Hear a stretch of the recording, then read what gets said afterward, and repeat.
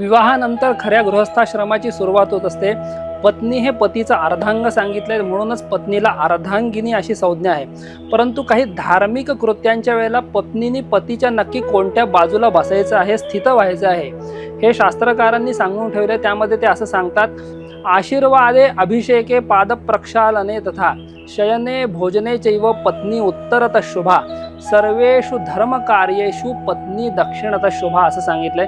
त्यामध्ये प्रामुख्याने कोणाचेही ज्येष्ठ व्यक्तीचे गुरुचे आशीर्वाद ग्रहण करायच्या वेळेला पत्नीने पतीच्या डाव्या बाजूला असणं अभिप्रेत आहे। त्याचप्रमाणे अभिषेक असा शब्द आलाय, त्यामध्ये प्रामुख्याने काही धार्मिक कृत्यांच्या वेळेला गुरुजी किंवा काही मोठी मंडळी मार्जन करत असतात, म्हणजे काही विशिष्ट मंत्रांनी पाणी अंगावर शिंपडत असतात, त्याला अभिषेक असं म्हणतात। त्यावेळेला देखील पत्नीने पतीच्या डाव्या बाजूला असणं अभिप्रेत आहे।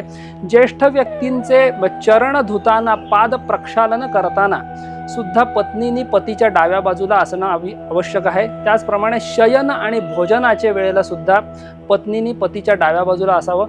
हे सोडून इतर कोणतीही जी काही धर्मशास्त्रीय कृत्य, धार्मिक कृत्य आहेत, त्यावेळेला पत्नीने पतीच्या उजव्या बाजूला बसणं अभिप्रेत आहे। तर अशा पद्धतीने पतीच्या कोणत्या बाजूला बसावं हा विचार शास्त्रकारांनी दिला आहे। त्याचं आपण जास्तीत जास्त पालन करून पुण्य प्राप्त करून घेऊ शकता।